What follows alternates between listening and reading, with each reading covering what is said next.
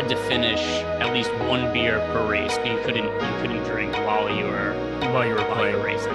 Yeah, I mean, that's pretty tough. What's going on, everybody? Just talking Mario Kart before the show. Welcome to the MLB Strategy Show presented by PrizePicks. I'm a company man today here. I mean, I had the t-shirt. It was comfy. It was available. Here we go. So you'll never forget who's sponsoring this show throughout.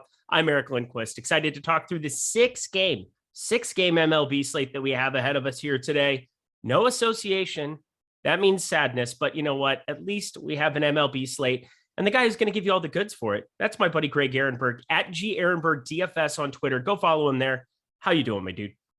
I mean, I'm not all that broken up that there's no NBA today. Not that I wouldn't want to watch games, but I get off work tonight, which doesn't happen all that often, and I have dinner planned, so it's cool. It's like I could be like a normal human being for a brief moment in time.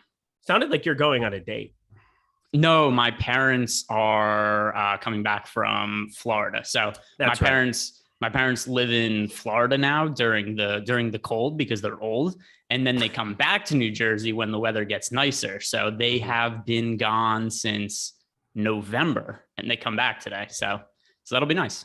Snowbirding. Sounds like our parents are at the same stage. Might go to Arizona. It's a hop, skip, and a jump, 6 hours away. You talked about it being a prohibitive thing where it's only 6 hours away, but us Midwest folk, we drive everywhere, so it's not too bad. But I was gonna say it's that cool part where you didn't go down and visit this year, did you? No, a couple of reasons. Number one, because of work, which my dad doesn't really understand. It's like you could work from here, but like they have terrible internet, so I can't really work from there. And then the other thing too is I don't really like traveling all that much. Like there's times where I would, but there wasn't really a time that made sense for me. But then also when they come up, they live like 15 minutes from me, so it's really easy to just drive there when they're here. Yeah, Chris recommended that I move to Arizona because of the internet that my parents had there, as opposed to the internet I have here in LA. It's not as good. It's almost like a zillion people living on top of each other as opposed to rural Scottsdale on the outskirts. Little bit more able to have that Wi-Fi extend everywhere. Didn't even have to plug into the router or anything. Sorry, Chris. My internet still sucks. But you know what doesn't suck? This show. We're going to get to it. Hit that like button, subscribe button, notification bell. Man, I just had like 48 conversations with myself. Sometimes I feel like that guy, what is it? Me, Myself, and Irene. Like Jim Carrey. That movie came out like 20 years ago? Yeah, something like that. Yeah, I don't watch all the many recent movies. I saw the Batman, I watched the Marvel movies, but in terms of actual movies, I can't remember when's the last time a good comedy movie came out. I thought Game Night was really funny. For anybody keeping track at home, have you ever seen Game Night? It was like 4 years ago it came out. It's a while. Yeah, it's a while ago. That was like the last really funny movie that I remember seeing. Also, that Palm Springs on Hulu that came out during the pandemic with Andy Samberg and the chick who plays the mother on How I Met Your Mother.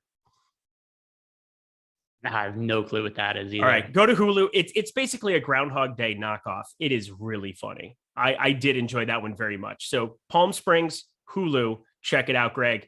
Get back to me. Get mad at me. It's fine. Yeah, but I mean, we'll talk about baseball in a second. But I feel like when we were kids, there was a lot of, and maybe it was just because it was the age we were at. But I feel like every few months there was a comedy movie I was excited to see. It never happens anymore. Chris Karen agreeing that moved to Arizona. There it is. I thought he might be watching. You never know. You never know who's watching. You never know. Watch what you say. I guess we'll start the show now. Let's do this. 6-game MLB slate. We're going to fly through this one. New York Mets, 3.8 implied runs going up against the Phillies. 4.7. That's good for second best on today's slate, just behind the Houston Astros. Taijuan Walker, Aaron Nola. Two guys, we definitely know the names. They have some name recognition, but let's start with Taijuan Walker because so far this season, really good pitching. 2.81 expected ERA, 0.57 whip, 21.7% K percentage might be a hindrance on some other slates. Not today on a 6-gamer. I think there's some utility going there. What do you plan to do with Taijuan Walker? Yeah, so something else I'm going to share. Have you noticed the update to the top pitchers and top stacks tool? Oh, I sure have.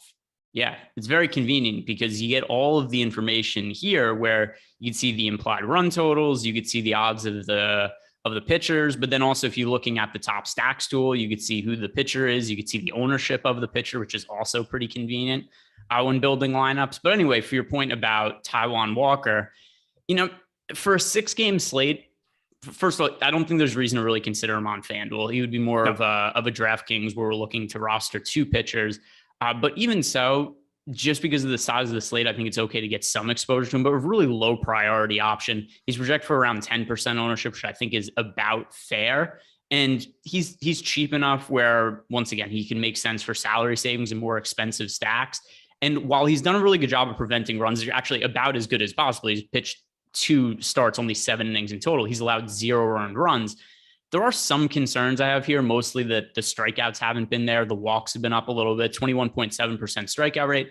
That is down a little bit from the last few years. And then his walk rate is up a little bit. Once again, we're only looking at 7-inning sample size, so we can't pull all that much from it.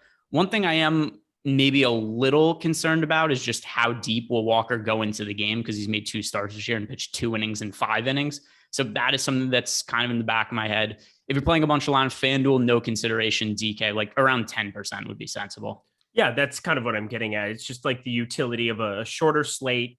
I think having positive leverage, pretty much any pitcher with positive leverage who's to some extent stretched out or can go further into the game has to be in play. So Taijuan Walker also going to be an offense that I think people are going to land on in Philadelphia quite a bit, not as much as Minnesota. Kind of saw that one coming, but we'll get there next.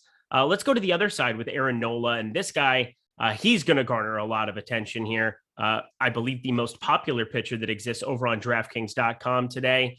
Over on FanDuel, he's just behind Robbie Ray, but that's because Robbie Ray is $1,000 cheaper for some ridiculous reason. But how do you feel about Aaron Nola on today's slate? Yeah, so when it comes to Aaron Nola, first, the price is so far off on DraftKings that's going to really inflate the ownership. The matchup against the Mets isn't great because the Mets offense has been really good this year.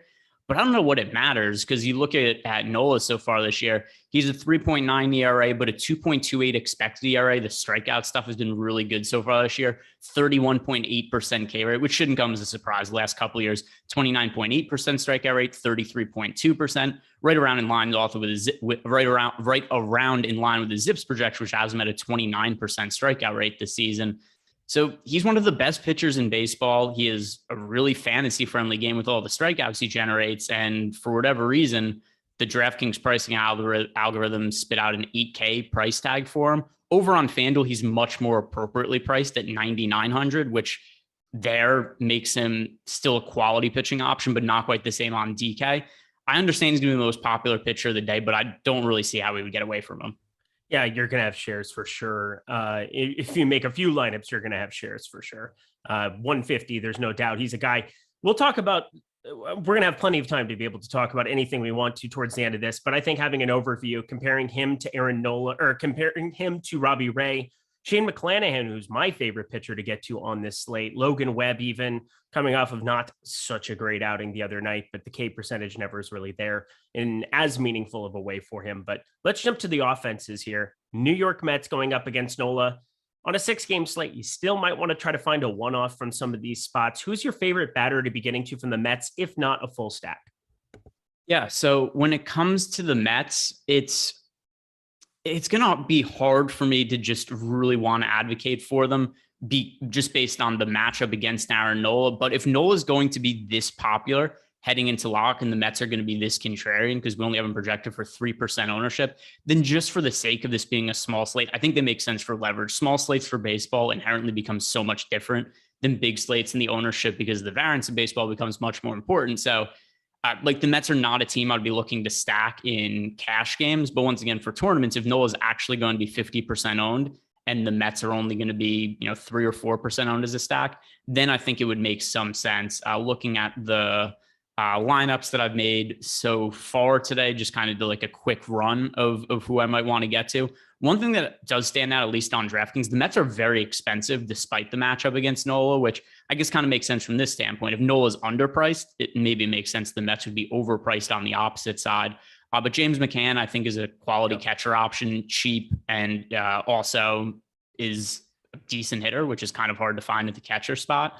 As for other guys, there's nobody that really ended up being prioritized in my lineups. Like there's not one Mets hitter that I got like 12% of or anything like that. But it's a lot of guys across the board, like Starling Marte, Francisco Lindor, Pete Alonso, that I ended up with like 7% of, which is still about double what the field is at. Yeah, and Lindor, I definitely want to have some shares of that. I mean, there's 3-4 batters that I could still kind of mix into some lineups, get a little bit different. Nimmo has just been smashing the baseball, 510 expected slugging, best on the Mets with the larger sample size. I guess JD Davis would constantly be popping up even a little bit higher than Nimmo in that direction. But Brandon Nimmo, I think in the outfield, you can kind of always mix those guys in. Lindor at a shortstop position where I think it's going to be pretty clear cut. You get guys like Correa that are going to be extremely popular. So I still think there's some utility, but nothing that would be a priority. But as you said, Nola is going to be very popular. You kind of want to find some points of leverage there. Pretty happy to kind of just mix in a few of these Mets here and there. But let's jump to the Philly side because this is more of the talking point. They are going to be very popular. Looks like a little bit under-owned going up against Taijuan Walker. As you said before, he's been decent this season. Not somebody you're looking at rostering, but are you looking at rostering Phillies bats, the second most likely team to finish as the top stack on the day in the Awesemo tools? Yes, and there's going to be your favorite team that we'll talk about in a little bit. And because I'm going to be undercutting them by a pretty wide margin, at least based on the data we have now, I think it's going to make sense for me to want to get to Philly here. There's a wide range of outcomes with Taijuan Walker. He's been good at times in the past. Last year, he was really good in the first half of the year. The second half of the year, he was pitching with a back injury and he largely sucked. And there were spots like, I don't know if you remember last year, there's always like weird slates that'll be stuck in my mind. There was a slate where Taijuan Walker was like 40% owned as a cheap SP2 against the Pittsburgh Pirates last year. And I don't think he made it out of the second inning in that start, which was kind of what the entirety of his second half of the season looked like last year, where his back was so hurt that the Mets didn't let him swing. They still had him pitch, but he would go bat and just stand in the batter's box and not swing. So it's kind of hard to look at his numbers and know what to make of last season. At the same time, like I said before, he's only pitched 7 innings so far this year. So it's also kind of hard to know what we're getting out of Taijuan Walker. The Phillies aren't massively under-owned according to the top stacks tool, but there is a little bit of positive leverage to be had. And then looking through the Phillies lineup, also the good hitters are still popular though. Like Bryce Harper still project for 15% ownership. JT Realmuto, 10%. The one thing that does bring the ownership down is just the guys at the bottom of the order are really lower owned. The one that stands out to me, no, never mind. I don't think he's going to be in the lineup. I was going to say somebody's ownership looked low, but then I kind of can't roll that back because he's not going to be in the lineup. So, but either way, I mean, the guys that I actually care about are going to be really popular. So I'm probably more in line to be stacking the Phillies, but close to the field on them because Harper already project for 15% ownership, Baum 13%, Castellanos 12%, Schwarber 12.5%. In the build I made this morning, I wasn't that much different. Yeah, I think my favorite batter to be getting to just based on ownership rate from the get-go, it's going to be Alec Bohm. He's 3,600 at third base, 11.7% there. For all of his defensive struggles that have been highlighted by the media here and there, the guy is smoking baseballs this season, and 609 expected slugging. That's leading the Phillies in the early going of 2022. So that is something that you want to keep in the lineup, regardless of deficiencies. Plus, there's a DH spot. I know that they want to have Harper, Schwarber, guys like that to be able to kind of fill that spot. Nick Castellanos, not always have them playing the outfield every day, but Alec Bohm, decent enough for a DH if you need to do it for defensive purposes, looking at it that direction. Yes, it's Taijuan Walker. Way to go, Sean V. Good to see you. Glad that you're keeping us accountable here in the chat as well for things that don't really matter, but whatever. Greg, anything else from this game for you? Not really. So one thing that would make the Phillies more interesting is if we get some of the back end guys, ownership comes down a little bit, and then we can mix some of them in to really make contrarian stacks. Yep. But it seems like about an appropriate owned team at the moment. Yep, I'm with you. I think that just going through it individually, I mean, Gene Segura, Rhys Hoskins at the top of the order, actually the guys coming in the lowest ownership outside of Didi, projected to bat 8th there. So be paying attention to how that lineup comes out. Good times. Let's keep it rolling. Oh, hit that like button. Somebody had a really good idea earlier. Just smash the like button for the 2 best hosts at Awesemo. I agree with that. What sharp thinking that is. Let's go to the Minnesota Twins. Why are we telling them to go to the basketball show? What? There's no basketball show today. I didn't say basketball show. You said the two best hosts. It can't be us. That has to be somebody else. Oh, good one. Right? That's not us.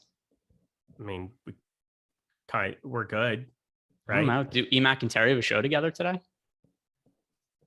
Minnesota Twins, 4.4 implied runs. Baltimore Orioles, 3.6. Chris Archer on the mound. I don't understand how we have gotten as lucky. We are running so good in terms of the starting pitching department this season, but it feels nice. I'm not complaining. Go Twins. Chris Archer, just serviceable in terms of real life stuff. 79 pitches is kind of where he's been topped out at through 4 starts. Seems like a guy that isn't going to necessarily get you to 5. That makes it tough to say that I want to go over invest in him, but this is still a Baltimore Orioles spot. He's 5,800 on DraftKings. I think you might want to have some interest. FanDuel, I think you just kind of write it off. But what are you planning to do with Chris Archer on today's slate? His results this year have been a little bit better than expected. And here's one thing that's actually a real positive for him. His average fastball velocity is 93.7 miles per hour. And the way that his fastball had trended the last couple of years, not that he's ever going to be back to the guy who throws 96 miles per hour, but he went from throwing 96 to 95 to 94 to 92 and a half last year. And it just seemed like a steady downward trend where we could expect him to be throwing, like 91 or something like that. The fact that his fastball has opened up this year 1.5 miles faster than what it was last year, I think this could be the first time we've seen Chris Archer healthy in quite some time. Is he going to stay healthy the rest of the year? No, almost certainly not. But if there's any point in time you're going to catch Chris Archer healthy, it's when he's only thrown 15 innings so far in the season. He was barely able to pitch last year. Once again, because of injuries, he only threw 19 innings. He sat out the entirety of the year before because of injuries. I think for the moment, he's healthy. And like you said, he's cheap. It's a matchup against the Orioles. It's a small slate. So as an SP2 on DK, I don't really have an issue with it. He's projected for 13% ownership. I think that's a number that makes sense to be over the top of. And then also, it's a matchup against the Orioles. The Orioles, remember at the beginning of the year, they went the first 14 games of the year, they hit the under in 13 of them. And it's just because their offense almost never scores runs. I know they did last night, but by and large part, this is one of the worst offense in baseball. The only reason it isn't for sure the worst is because the Cincinnati Reds just get destroyed and never win games ever. But in terms of Chris Archer here as an SP2, there's nobody else that's priced sub 7K that I even really think is worth considering. Yep, I'm with you. He's the guy that if you're going to go down to the dumpster, you do it. FanDuel, absolutely no desire, right? Yeah, not on FanDuel, especially because I don't think he's going to work all that deep into the game. And then also there's a big difference between a single pitcher site where he's 7,300 as opposed to on DraftKings where he's 5,800. So DK as an SP2, I think that he's a worthwhile punt as long as the ownership stays low. But yeah, no real interest over on FanDuel. Yeah, the only way that you would roster him there is that if you hope every other pitcher on the slate just gets beat up, in which case, best of luck to you. It's going to be really hard to win that night anyway, because offenses everywhere are going bonkers. So I'm much more inclined to go up to Robbie Ray, Aaron Nola, Shane McClanahan. McClanahan's still going to be my favorite pitcher over there as well. We're going to be getting there in a second, but let's continue on. Spencer Watkins. It is a 6-game slate. That's the nicest thing I can say about him, but yeah, not for me. How about for you? Yeah, so we have seen some decent pitching out of the Orioles so far this year, but a lot of it I don't think is sustainable, nor do I think it's going to uphold. And Spencer Watkins has been solid to start the year, but not from a fantasy perspective. So he has a 2.55 ERA, a 4.58 expected ERA.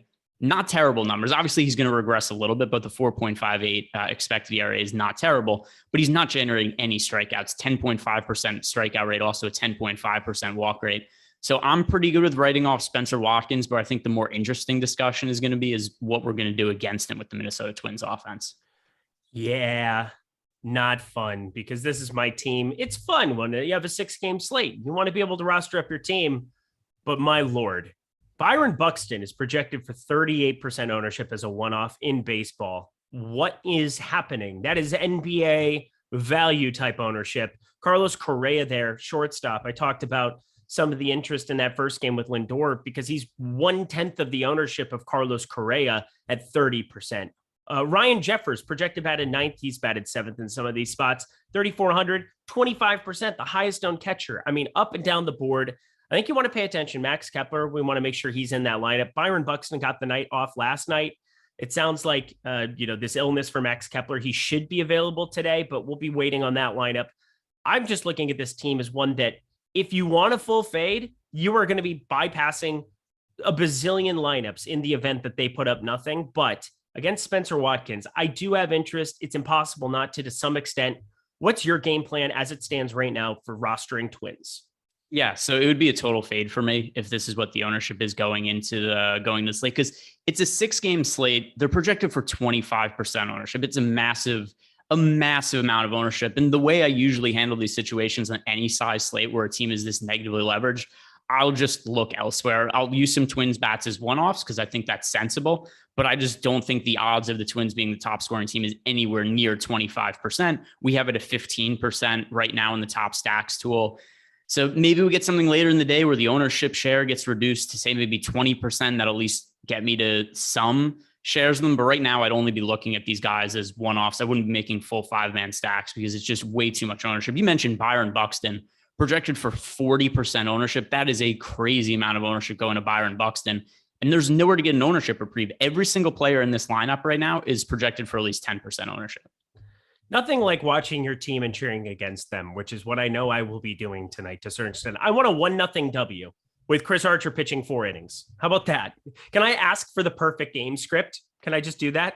Chris Archer gets himself in trouble, pitches too many walks, 1-0 in this spot. Or I guess Baltimore, I'd be okay with them doing all right in this spot as well, because Chris Archer, it's going to be a spot where you can definitely roster some of these bats. They're going over-owned on this slate, but we'll kind of see how this changes as we get closer to lock. Good to see a pulse for Cedric Mullins yesterday. Had been an abysmal start to the season for him, and then 21 fantasy points right out of the gate there. Went yard, 2 for 5 at the plate. Still only batting .227 with a 701 OPS, but he's the best hitter in this lineup, and I think serviceable. Santander, you can definitely get to a little bit. Mancini. There's some bats to be looking at here. Are they too over-owned for you today? Yeah, I think the way that we look at both of the offenses in this spot, it's crazy the amount of ownership that's going here, because there's only 3 teams that are actually negatively leveraged on this DraftKings slate, and 2 of them are in the same game as the 2 most negatively leveraged teams, the Twins and the Orioles. So, I mean, the way I'm looking at this game right now, we talked about Archer. I'd have some interest in him as an SP2, but I wouldn't be playing the offenses unless the ownership changes. And, it's still early in the morning, so stuff could change later on in the day by the time we get to live before lock and deeper dive and whatnot. So you guys should be checking that out. But yeah, right now, Baltimore looks like a total stay away for me on DK, and the Twins are both DK and FanDuel. One difference about the Orioles on FanDuel as compared to DraftKings, though, FanDuel, they have a much more reasonable 8% projected ownership as a team, whereas compared to DraftKings, like we just mentioned, they're projected for 13% ownership. So we're looking at almost double the ownership on DK as opposed to FanDuel, which does make them look a lot different in terms of leverage. Well, to recap this game, both offenses just completely over-owned for you, and then both pitchers still no interest because they're in terrible spots and probably aren't going to pitch far enough. No, I like Archer. We like Archer as an SP2 on DK. Yeah, I would agree. He's cheap enough down there where you can definitely roster some, but just kind of getting the landscape for everybody there. Very important game to go through. As Greg was saying there before, we're going to have the MMA strategy show 1 p.m. Eastern time, but then MLB deeper dive and an MLB live before lock. Man, this 6-gamer is going to get a lot of attention today. You're going to want to tune into those. Neil and Adam, and then me and Gundactor going up MLB live before lock. Tune in, check it out. Good times will be had. Also a good time is using promo code LUKA. So LUKA, as in the guy who got torched yesterday by the Suns. He played great, but he always is going to play good. $7 for full 7 days of Awesemo Plus Platinum using promo code LUKA. Do you want everything we have behind the paywall just for 7 days? Yeah. You do. You want that? Tell me how. Here's how you do it. You put in Luka at checkout and you'll get 77% off your usual weekly price. That's $7 for 7 full days. That includes player projections, not just for MLB, not just for NBA, but for NASCAR, for F1, for USFL, for tennis, for soccer, for so many different sports we have behind the paywall. Check it out. NBA is winding down, but we still have so many other offerings. Use promo code LUKA. Take advantage of this offer. This is one of the best promos I can remember us running in the nearly 2 years that I've been here at Awesemo.com. So take advantage of it now. Stop guessing, start winning, and join Awesemo Plus today. That is promo code LUKA. Look at me. I can spell. I'm special. Let's go along. Next game, third up on this slate. We've got Tarik Skubal. By the way, I tried to contribute to the ad read. I tried to contribute to the ad read, but my internet kind of cut out, so I wasn't there. And I came back just as the ad read ended. So, okay, cool. Yeah, that was there in spirit. Thanks, Greg. Just always a friend. Always looking out. Always looking out. Even God will not allow for it. I think of like internet as just this magical thing. How does this exist? You're asking the wrong person. That's what I'm getting. Yeah. Well, Tyler might know. I'm sure he has some conspiracy on it. Other than that, yeah, it's totally. They're just data tracking you here from Texas. They're data tracking us, Tyler. Which they are. Yes, Tyler. Don't everybody is. If you're around your computer and you talk about a product a lot, you'll just start getting ads for it. So all of that stuff is being tracked. The thing I just find funny is people are upset, like, oh, you're getting, Twitter and whatnot. If you're on social media, they're stealing your information. But I mean, if you're anywhere, your information is not, like, you have to be totally off the grid for nobody to know what's going on with you. Mike Campbell ruined my day, KCWD. So that lineup train that I have, oh my God, everything's falling apart. Let's do it. Tarik Skubal, talk about our boy for the people.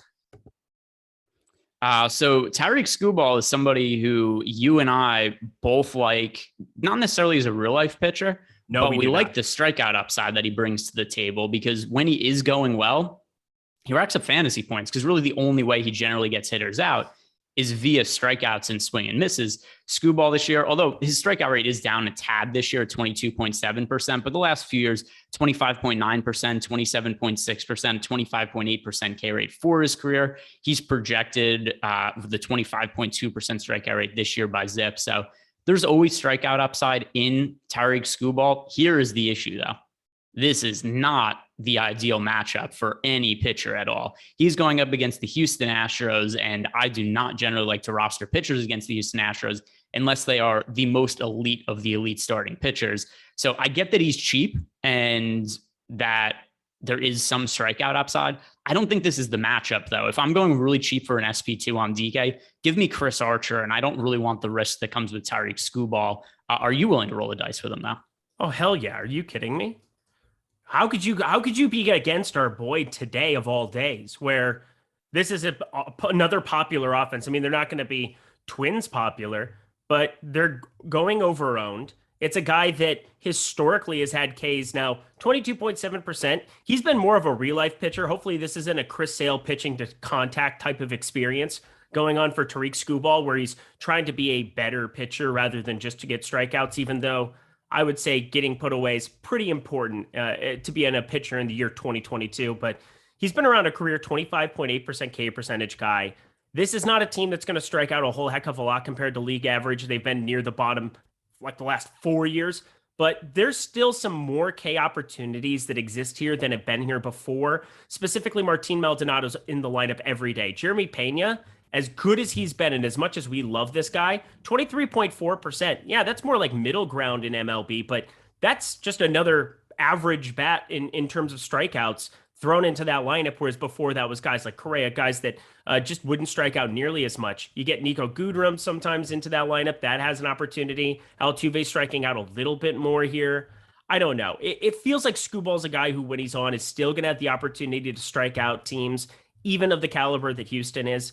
I feel like I still want to be invested there, especially on a day that's a 6-game slate, on a day that he's going completely unowned. He's under 5%. If you were like 15%, absolutely not. No chance in hell. But 6,500, I'm absolutely going to roll the dice there. Why did you meet Mike, by the way? Oh, because I'm upset. He just came in and said KCWD because he knew that I ran an entire lineup train because I didn't get my lineups in for golf.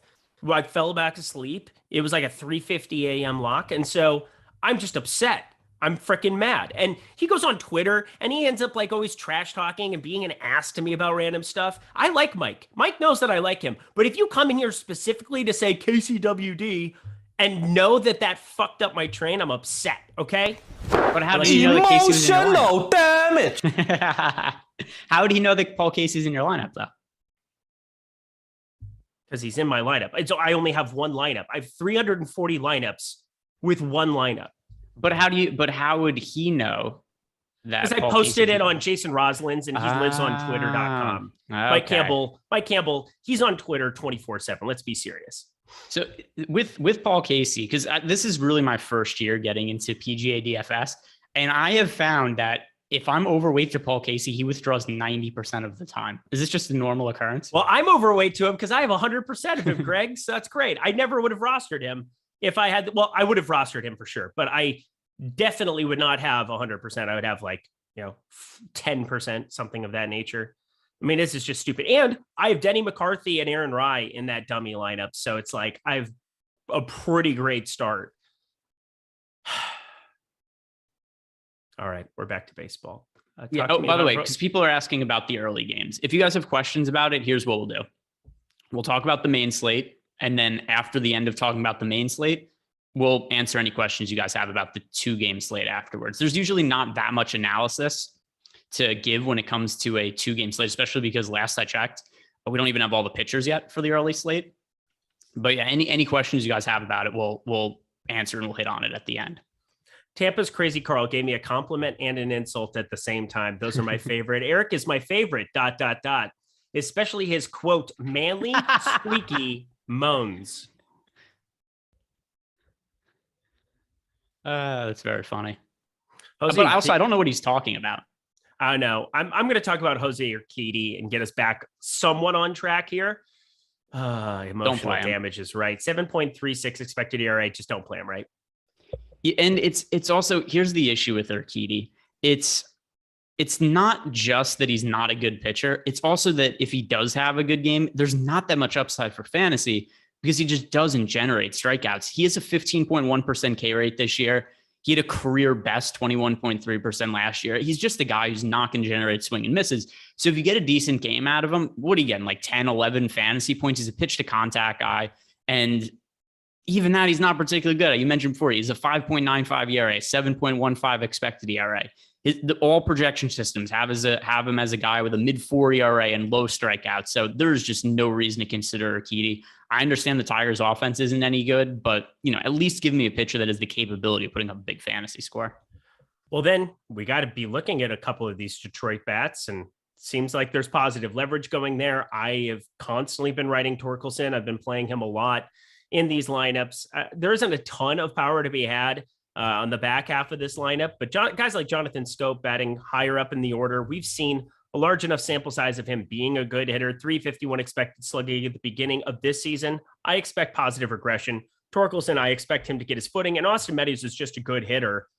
I think there's a number of guys and a number of ways to stack up this team. How do you feel about the Tigers on this slate?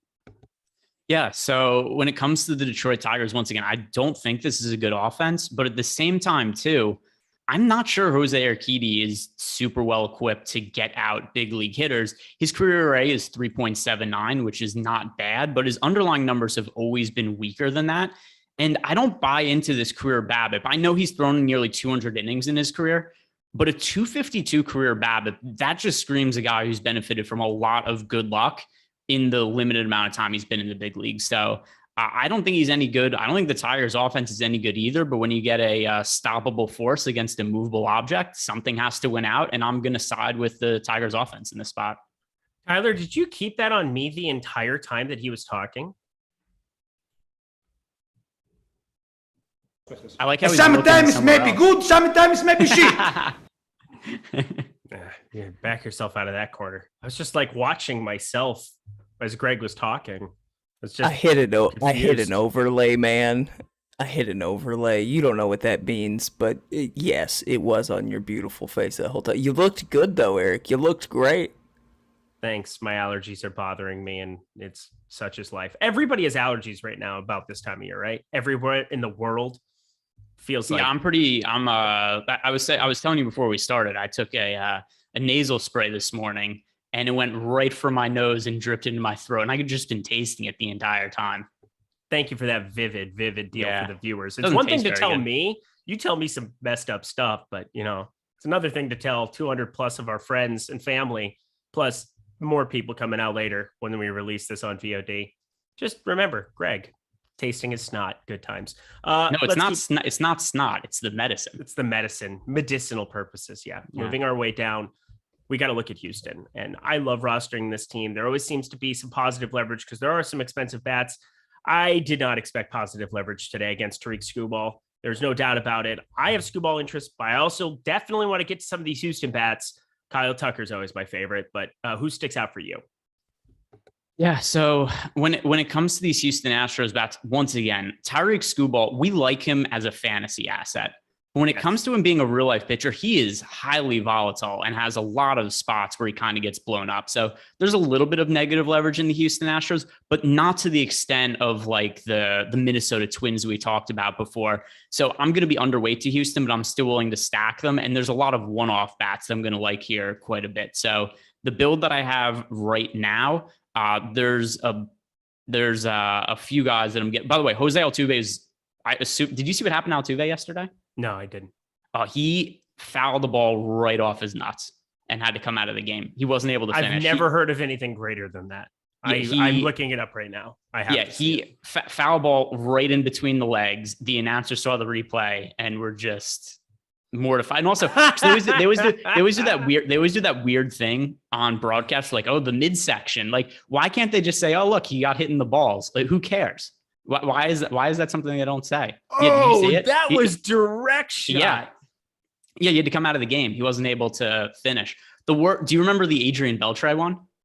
Yeah, I do. That's just memorable beyond all belief. But I didn't see this yesterday. This, if it weren't for the association existing, I mean, I definitely would have watched more baseball games. But I mean, I hate Jose Altuve, like most people do. Flat out cheater. The whole him holding his jersey thing is one of my least favorite moments in sports because there's no doubt in my mind that was just complete BS. So here's Tyler. Yeah, here's the pushback I have against it is there's so much rule bending and stuff in baseball that I think every team does it, and I just hard for me to give a shit. Okay. You know what I mean? Like, so same like, so we see it all the time where Yankees fans are like, we would have beaten the Astros if they weren't cheating. The Yankees had a very similar cheating scandal.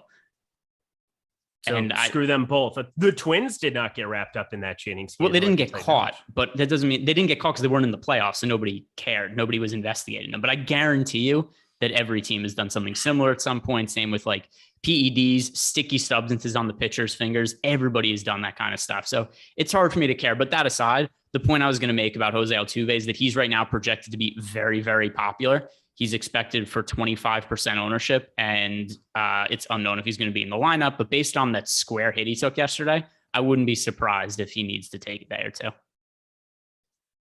Good.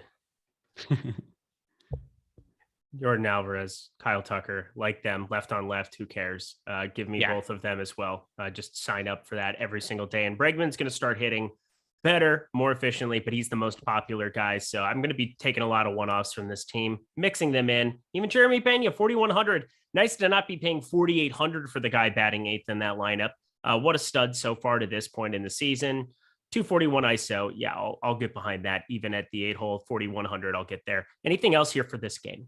Yeah, I'm going to add Yordan Alvarez, who's projected for somewhat modest ownership relative to Yordan Alvarez. It's not like he's 3 or 4% owned, but he's projected for 11% ownership. I wouldn't ultimately be surprised if it ends up coming in lower than that because, like you mentioned, it's a left-on-left matchup.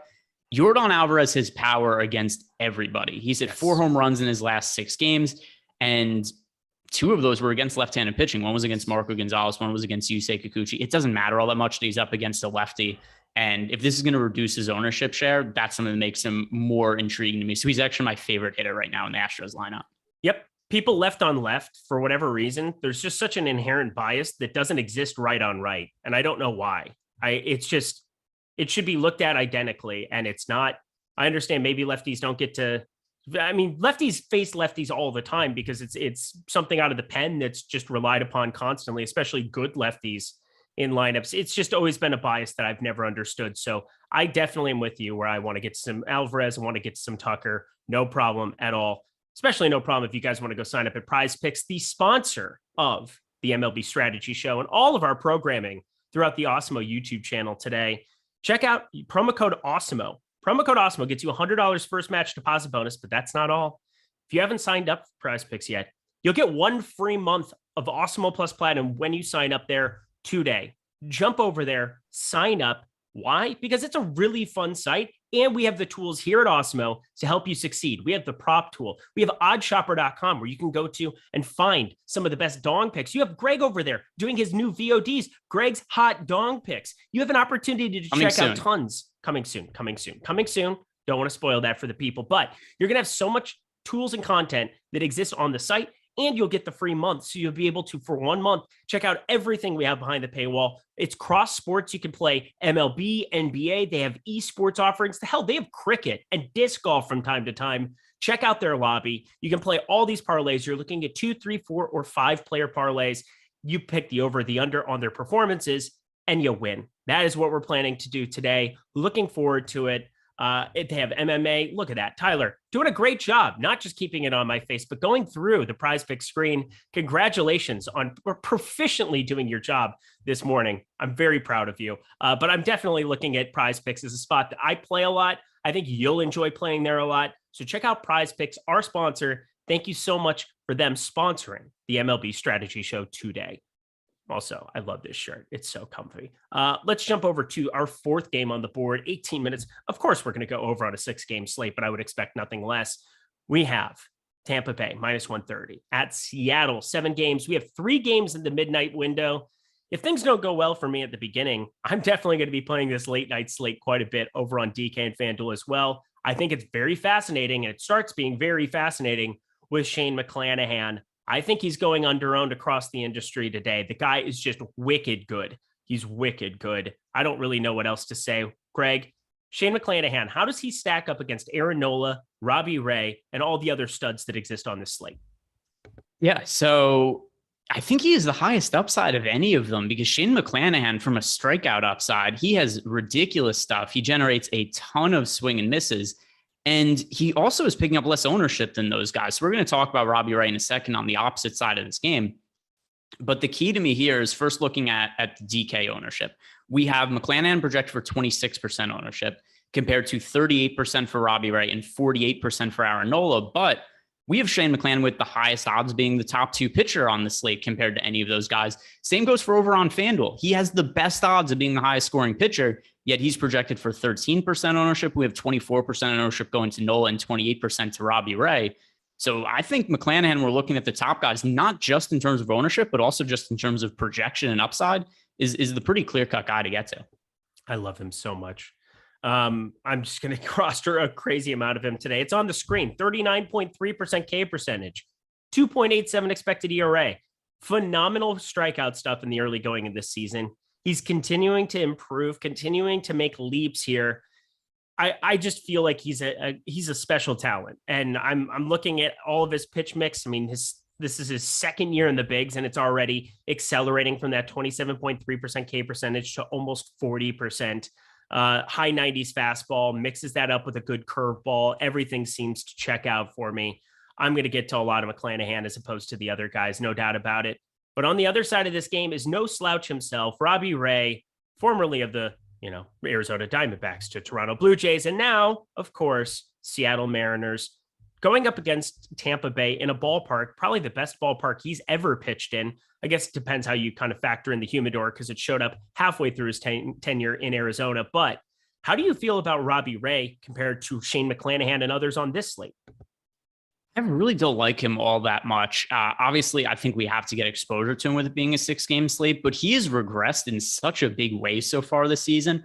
4.15 ERA, 3.96 expected ERA, but he is not generating strikeouts anywhere near the same rate we've seen in recent years. 20.8% strikeout rate for Robbie Ray. That is the lowest of his career. Then something else that's a little bit of a concern. The main reason he was successful last year is because he had the walks in check. In previous years, Robbie Ray had always been a high upside fantasy pitcher, but the downside was significant. He wasn't really a terrific real life pitcher because of how much he struggled with his command.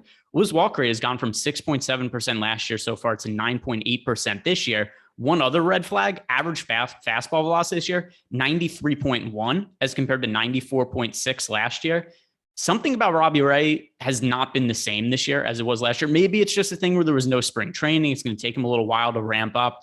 But at least how I view it now, he's my least favorite of the pay-up options on the slate. I'd rather get to Aaron Nola. I'd rather get to Shane McClanahan. And then I think I'd rather get to Logan Webb, who we'll talk about in a little bit also, because the results have not been there for Robbie Ray to this point. Yeah. Robbie Ray, I saw strike out 15 Dodgers one time. I went to a Dodger game, and it was one of the craziest things I had seen. This is, 3 years ago. They called him the Death Ray because of how much he just completely owned the Dodgers for a couple of years there. It was just a ridiculous phenomenon.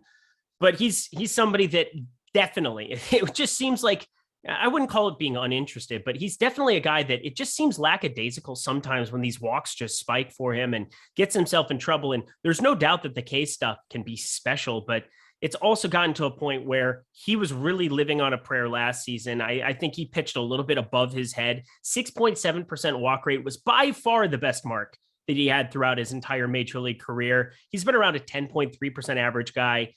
If that's going to be the norm going forward for him here, as he enters his 30s, this is just not going to be as good of a strikeout guy, as good of an upside candidate as what he was before. I'm with you, but on FanDuel, it's really hard to look at that tag and not have interest with him at 8,900. It's kind of a broken tag that allows you to do whatever you want. My question for you is for cash game purposes, because I know a lot of people have been asking about FanDuel cash recently. Who's your favorite pitcher to get to? Is it just going to be playing Robbie Ray, or would you be willing to get up $1,000 to Aaron Nola or $1,200 to McClanahan? I would actually just be inclined to get to McClanahan. I think I understand that Aaron Nola is probably going to be more popular, and I would usually lean that way in tournaments. I mean, in cash games as opposed to tournaments, I'd rather just go with the chalk. But I really do like McClanahan that much better than Nola that I would just go with him. Do you feel the same way? Completely with you. I'm just upset. Mike, I know that Casey withdrew from the thing. I didn't get my lineups in. What do you not understand about it? Jesus Christ. Whatever. I'm with you. I think McClanahan's my favorite guy to get to in tournaments and cash. I like him so much today. Just an absolute smash. If he doesn't pitch well, I'm not going to have a good day, and I'm okay with that. But I like him more than I like Ray. Like him more than I like Nola up against a Mets offense that is very different than in years past. That is for sure. But there's going to be another guy that we'll get to later here too. And I'm curious to get your take on him for tournaments. But for cash game purposes, I'm with you, McClanahan. Let's talk offenses. Obviously, these are two really good pitchers getting a lot of ownership. That is going to make the bats relatively unowned. Not a single bat in this game over 10% owned. Brutality, man. Brutality. Is there one team that you would prefer stacking over another? I mean, it's talking about just because of how popular Robbie Ray is, and also me saying that I don't totally buy into. So I think that there's upside for Robbie Ray to be good this year. I don't think he's ever going to be what he was last year. I thought so much of last season was a fluke. He had a 268 BABIP. First career is a 304 BABIP. He's always been a guy that allows a lot of hard contact, doesn't generate many ground balls. The strikeouts haven't been there so far this year. The walk rate is up. So all the thing considered, I would want to stack against him just because I think there's a chance he just won't be good this year. And maybe a lot of people think that's crazy, but 2 years ago, the year before winning the Cy Young, he had a 6.62 ERA and a 6.4 expected ERA. I don't think he's going to be that bad, but there's a good chance he's somewhere in between what he was last year and 2 years ago. And I'm willing to stack against him to find out. All righty. Well, then I'm with you, Tampa Bay. I think that's a team that I'm probably going to prefer a little bit over the Seattle side, especially how much I like McClanahan. But there are some decent enough righties that exist in this Seattle lineup. You, of course, get at third base and Eugenio Suarez. Everybody's under 2% in our current run of ownership over on DK. If that maintains, I'll still take a couple shots, especially knowing how much I'm going to get to McClanahan. I'm looking at guys like Ty France. He's overpriced for this situation, 5,200 by a landslide, but that means you're going to get remotely zero ownership on him. Toro looks like a guy that might garner more attention as the day goes on because he goes from both sides of the plate. I don't really see a whole lot here, of course, but it's a 6-game slate. Anything stick out to you from Seattle that you might actually want to roster? Not really. Once again, like you said, 6-game slate. If you're playing 150 lineups and you have a few, a little bit of exposure here and there, so be it. But in the run I did this morning, I didn't have more than 1% of any hitter on the Mariners. So I would say not really.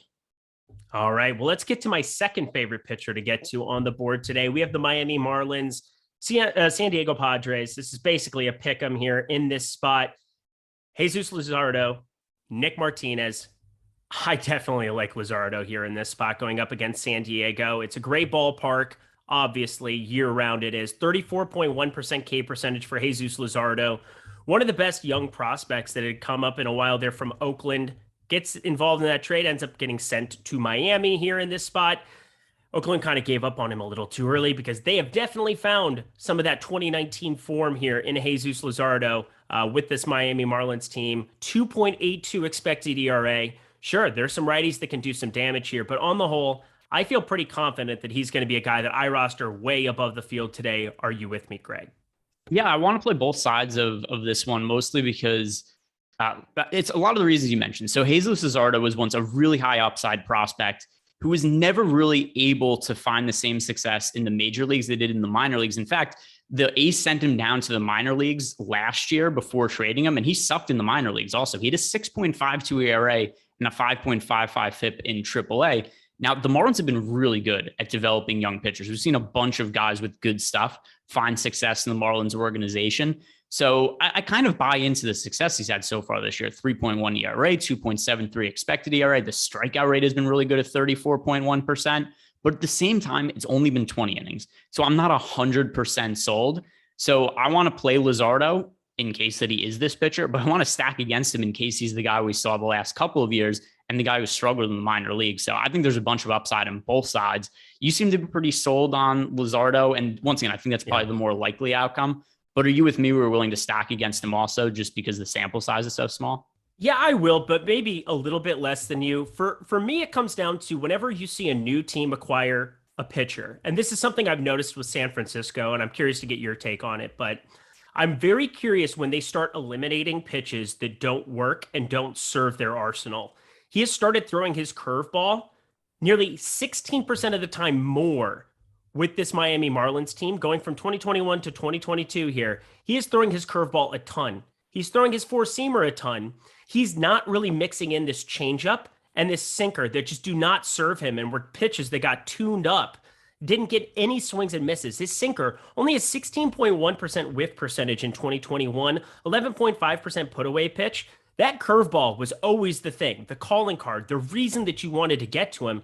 2021, 42.4% whiff percentage, 28.9% put away percentage, but he was only throwing it a fourth of the time.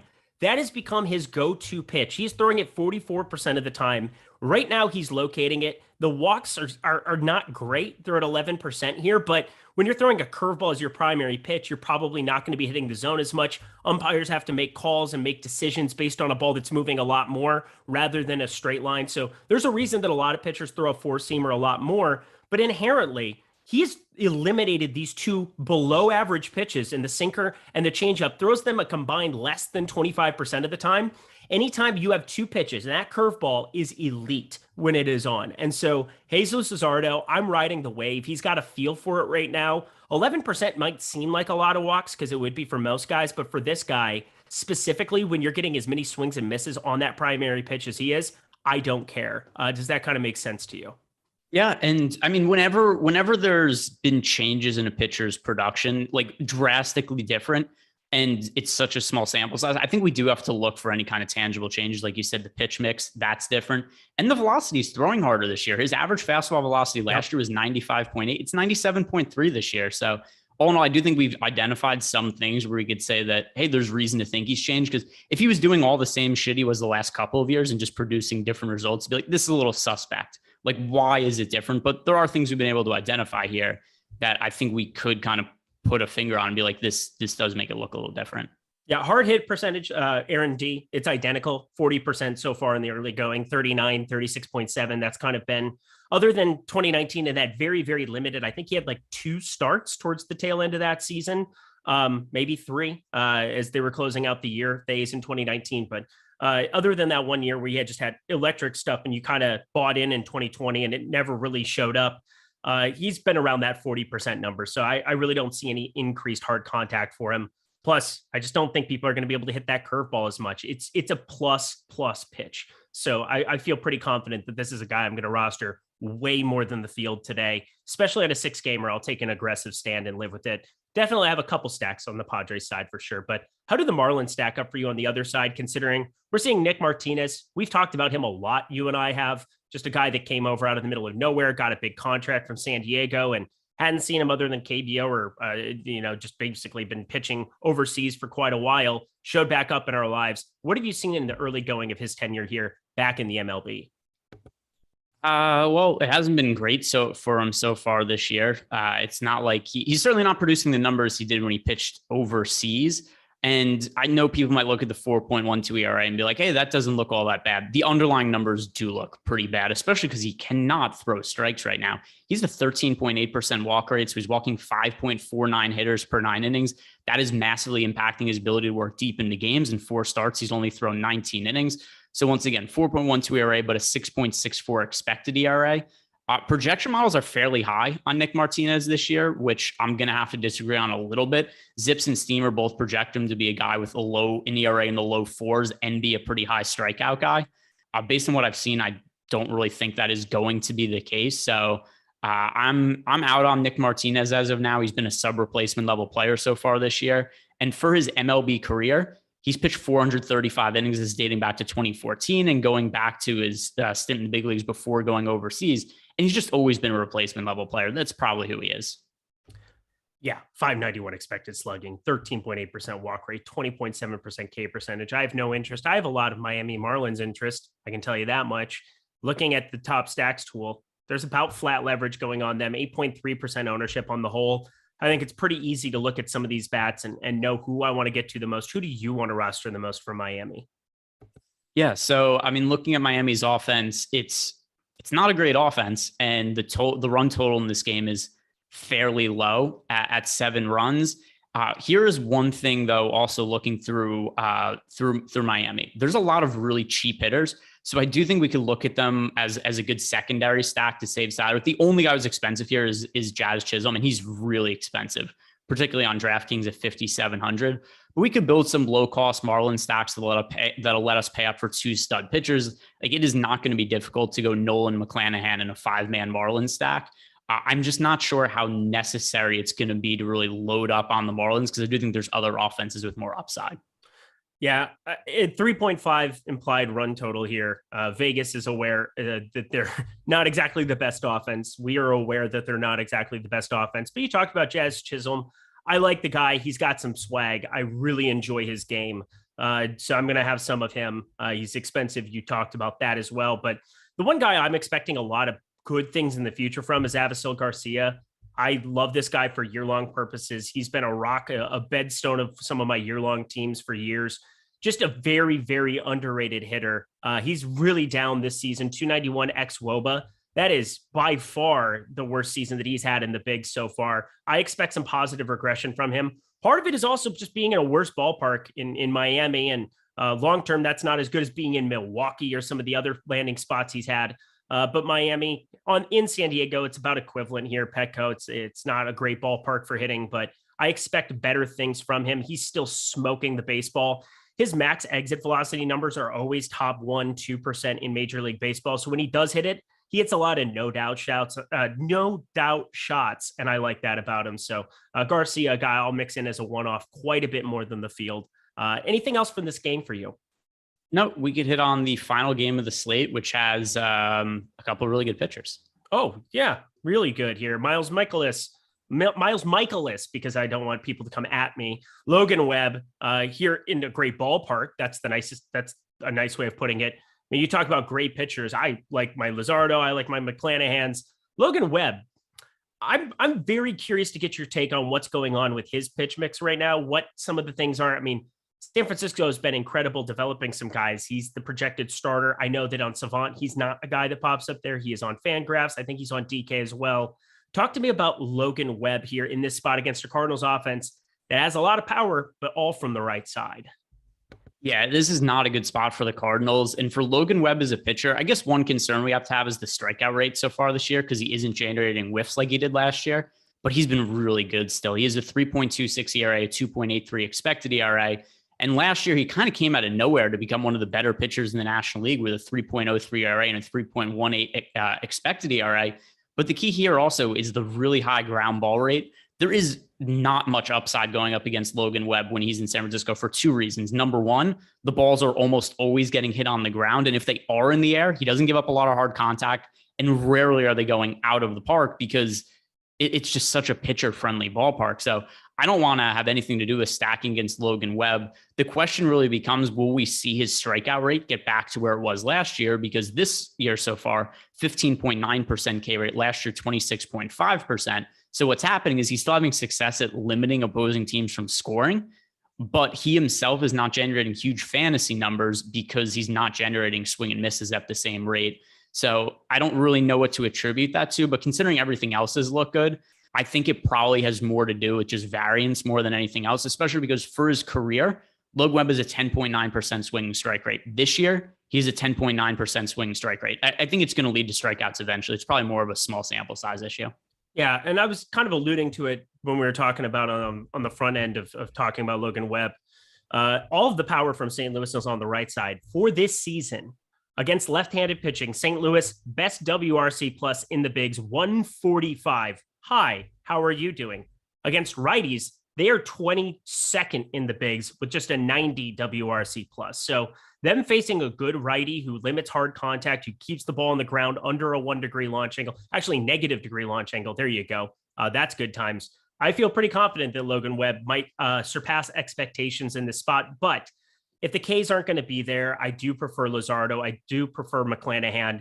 That shouldn't surprise anybody, but I think there's a chance where FanDuel, I might roster him a little bit more just because of that complete game, or sorry, the quality start and the win bonus. I think there's a pretty good case to be made for landing on him there as the most expensive pitcher, garnering 11.5% ownership there, but top pitcher percentage, much closer to the likes of McClanahan, Nola, and Robbie Ray there.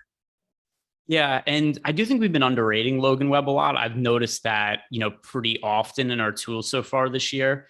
Stacks against him have rated out well, and Logan Webb individually hasn't rated out well. And I think I'm just higher on him than what some of our data is. So I'm going to be taking a little bit of a different stand here, and kind of the same with Miles Michaelis in terms of he's been really good this year. I don't have interest in him for fantasy purposes because number one, he isn't generating strikeouts either, but also he's never been a guy who's generated strikeouts, 17.9% for his career. We just look at the results he's had so far, 1.52 ERA, 2.21 expected ERA.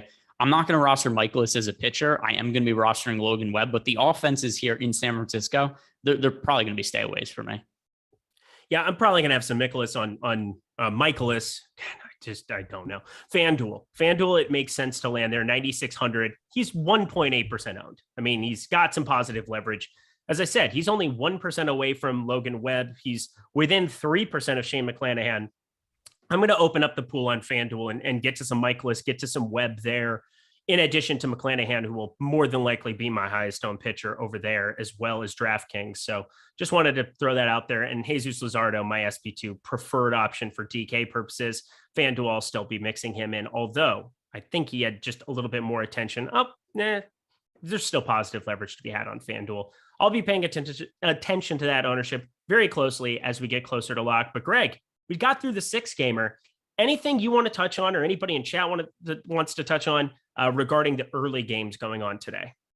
I think we could talk about our favorite pitcher and our favorite offense. It looks like Boston's going to be going with a somewhat bullpen game because Rich Hill is starting. So that's kind of something I've been looking for over the course of the show, because I know the people in chat have been asking us, are we going to talk about the 2-game slate?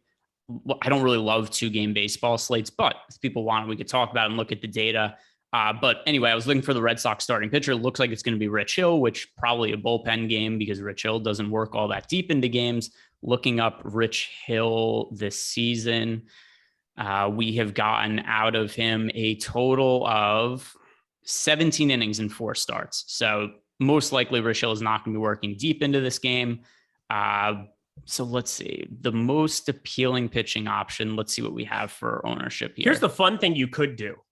You could legitimately roster both pitchers from Boston. You could roster Houck and Rich Hill. And if you win a GPP with that, you have bragging rights for life. Like Tanner Houck and Rich Hill are both viable on this slate.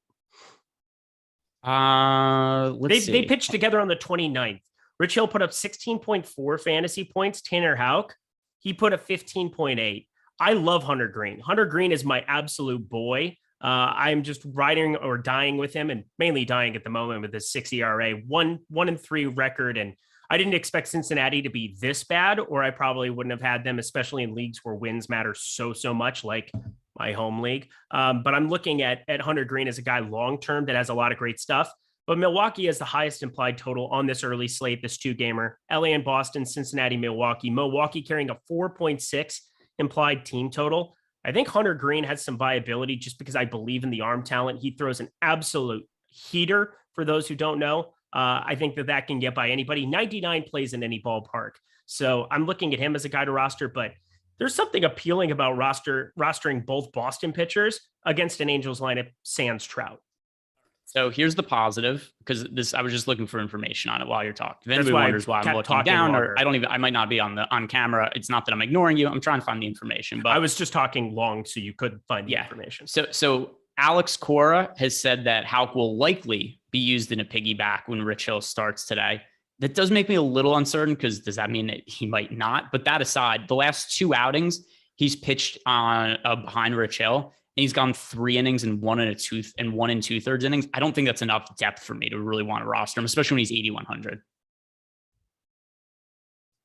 Okay. Yeah. It's a 2-game slate. I get it. If you want, if you're trying to look for weird kind of low ownership, I think that's all well and good. I don't know that I'd do it with them together though. Well, the 2 guys that you should be looking at rostering a lot of are Shohei Ohtani and Hunter Green. Those guys are just ridiculous. It's a 2-game slate. I would love to have them on an all-day slate. I would love to have them, just throughout my lineups, because Shohei Ohtani, everybody knows my affair with this guy from last season. I just love the stuff. I always have. He has the best pitch in baseball. So if you look at individual pitch mixes, he's got the single best pitch in baseball. Shohei Ohtani up against a potent Boston Red Sox lineup. There are strikeouts to be had. Trevor Story, Bobby Dahlbeck, both over 28%. JD Martinez even around 25.3% this season. Which do you prefer, Hunter Green or Shohei Ohtani? I mean, in general, it would be Shohei Ohtani, but because Hunter Green only has half the ownership of him, I'm just going to say Hunter Green here. It's a 2-game slate. Ownership becomes so important for baseball in these spots. We have Hunter Green projected for 39% ownership and a 64% chance to be a top 2 scoring pitcher, whereas Ohtani is 71.4% ownership, 76.9% chance to be a top 2 pitcher. Listen, once again, it's a 2-game slate. There's only so much. There's only so many angles you could take. But if you're building a bunch of laps, I would prioritize Hunter Green just because he's so much less popular. Speaking of angles, we don't really get to talk about 2-game MLB slates, because there's definitely one major difference in terms of how I build lineups for this and lineups I build for regular slates. And that is batter versus pitcher. I go into Fantasy Cruncher and I will update that to probably 2, depending on the slate, sometimes 3 batters against my pitcher. Is there any kind of hard and fast rule? Because Warren asks, if Hunter Green is a lock in the lineup, should I not roster hella Brewers guys? You should be rostering Brewers guys against Hunter Green, even if you really like him like I do. Yeah, I think I was going to say the route that I'd want to go is maybe just try to stack Boston against Ohtani. But at the same time, too, like the ownership looks pretty fair in a lot of these offenses. I don't have some great thing to throw out to everybody and be like, hey, this is the way to play this 2-game slate. I mean, it's weird to me that Hunter Green is projected for so much ownership and the Brewers are also projected for a lot of ownership. Something about that doesn't really seem correct to me, but I guess maybe it's just what people are doing, where it's like, I have to roster Hunter Green and I like the Brewers offense. So I guess people are just going to be stacking against him and rostering him in the same lineup. These are the dumb things that happen on 2-game slates. Yep. That's the major difference, is that you're going to have some things where you have to roster guys against them. Let's do this game to round out the show. Who is your favorite Boston bat to roster against Ohtani? Do we have that lineup yet? Yeah, we have Boston. Right. It is Trevor Story, Rafael Devers, Xander Bogaerts, JD Martinez, Verdugo, Franchy Cordero, 2,200. Good Lord. Bobby Dahlbeck, Jackie Bradley, and Kevin Plawecki. This is a terrible lineup at the back end. Oh yeah. It's hard for me not like Ohtani looking at this lineup, but all right, who would be my favorite if I was rostering one hitter? Probably Devers. Yep. Devers projected projected for modest 18% ownership. We have the highest projection on him of any Boston hitter. So I'll go with Devers. All right. And the Angels, I think, are a freewheel. You can roster them at nauseum. I mean, Rich Hill, Tanner Houck. I mean, maybe they hit up one guy and not the other. I think that I'm going to be I won't have full stacks of Angels going up with a Boston pitcher alongside it, but I'll definitely have 2 or 3 batters in some of those lineups as I'm building some out here. This is going to be a fun experiment. I'm going to be getting back to the 2-game slates. Make sure you check out Lineup Rewind. You can see Alex Baker. You can see Steve the Colts Buzzard. A lot of those guys, how they've played 2-game slates in the past. I think it's very fascinating data. MLB, I use Lineup Rewind for just about more purposes than any other sport except for NFL. And part of that is I do an NFL show where I cover all of the stuff on Lineup Rewind. But I'm telling you right now, it's going to be a pretty crazy slate to be looking at some of these 2-gamers, especially with 5 pitchers that are in play on a 2-game MLB slate. But who is your favorite Milwaukee bat to roster against Hunter Green, even if you have them in the same lineup? Let's see. So Milwaukee, we don't have a Milwaukee lineup yet. We do. It came out. Oh, we do have it? Yep. Urias, Yelich, Adames, Tellez, Renfroe, Narvaez, Taylor, Peterson, Keston Hiura batting 9th now. He stinks, though. He's really bad. I feel bad for him because I always like the power, but he just strikes out all the time. I feel like, so by default, I guess I'm going to say Urias because he's leading off and he's the least popular hitter on the team. But literally every single hitter on this team right now, with the exception of Urias, is projected for 30 to 33% ownership. And I don't find any of that to be unreasonable. So I guess Urias, because he's cheap, he's leading off and he's the least popular. All right. Yeah. Yelich hitting the ball really, really hard per usual. Let's keep getting it up in the air, Mr. Christian Yelich. That would be great here. Anything else for this 2-gamer that you want to discuss? Nope. That does it for me. All right, man. 75-minute baseball show. Tyler Xander. Fantastic work today, my friend. You were on top of the ball. You didn't screw anything up. You didn't keep the picture on me for 20 minutes or anything like that. Thank you so much to PrizePicks, our sponsor. Really enjoyed talking about their product. Go check them out. Use promo code Awesemo. Get that $100 first match deposit bonus over there. But anyways, we've got 2 more MLB shows coming up. The Deeper Dive live before lock later in the afternoon. Make sure you check those out. But Greg, any final words for the people? Nope. That is just about to do it. Right after this, I'm going to record my MLB bets video. So check that out. Like this video, subscribe to the YouTube channel, check out the baseball shows later because there's no basketball today and we all need to bet on something. He's Greg. He's got the hot dongs. I'm Eric. Okay. I'm never saying that again. We'll see you guys later.